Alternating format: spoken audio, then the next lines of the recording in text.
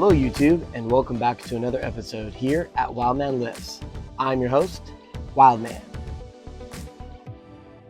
Now on today's episode, I was working out in giant set format, and I was doing a movement that I believe is the ultimate test and the ultimate way to build overhead press strength. Now, depending upon your fitness goal, there's actually a lot of different overhead presses to do that can fit your specific need.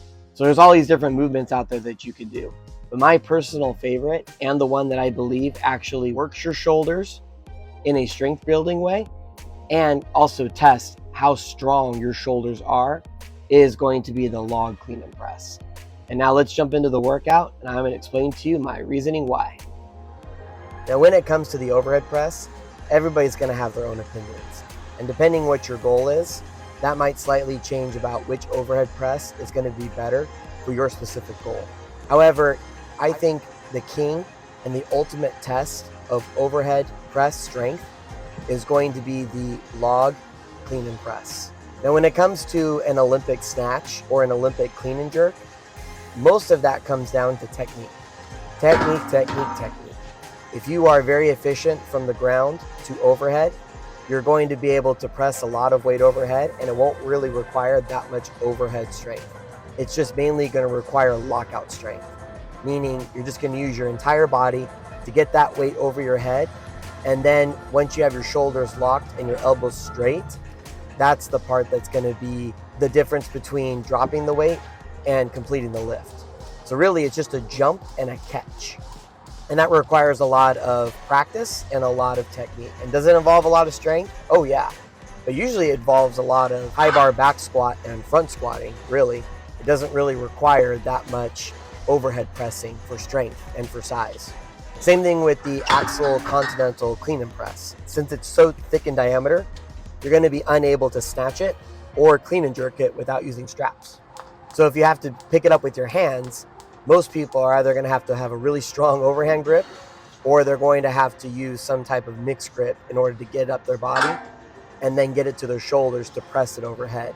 Now an axle bar out of the rack is harder to press than a normal barbell because the ends don't rotate and it's thicker. So it's easier to continental clean and press a barbell than it is an axle.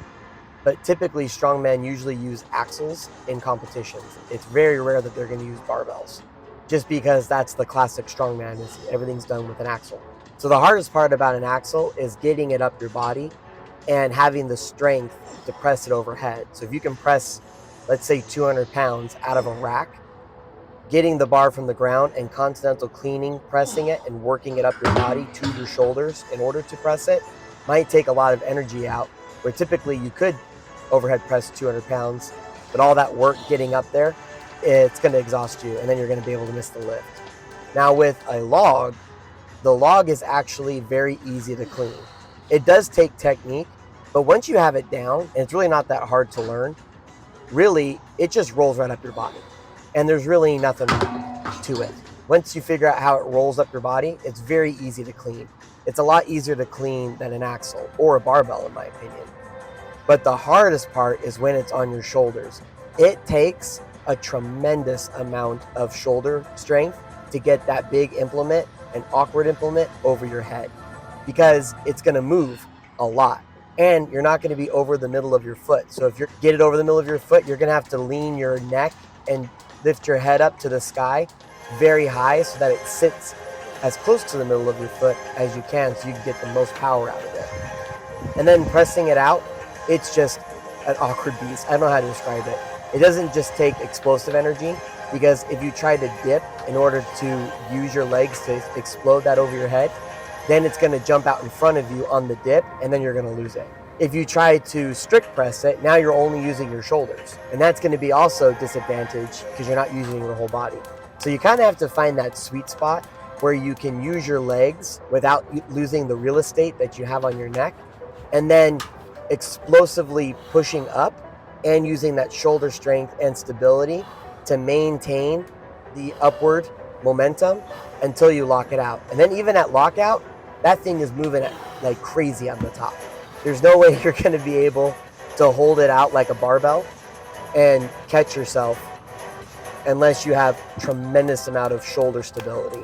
because that's all it comes down to, is making sure that once you're there, your triceps and your shoulders are strong enough to hold that implement there as it wobbles around to find that balance. So to me, that's why the log press is king when it comes to overhead press. I think that there is no other lift out there that can replicate that the most.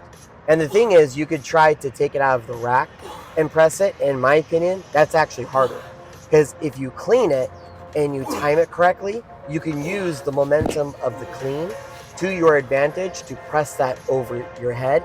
Because if you can time the clean appropriately, you can actually use the clean momentum as it gets to your shoulders to help you and aid you to lift that over your head. But it takes a lot of timing and a lot of practice in order to get that timing right. So if you're doing it out of the rack, it's going to be significantly harder.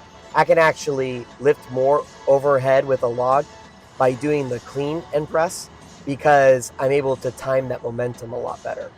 Versus coming out of the rack, I can never really get it square to where I feel comfortable pressing it overhead. That awkward implement is just too much, and it requires a lot of shoulder strength. So you can use the log to get strong and also show how powerful you are in your shoulders.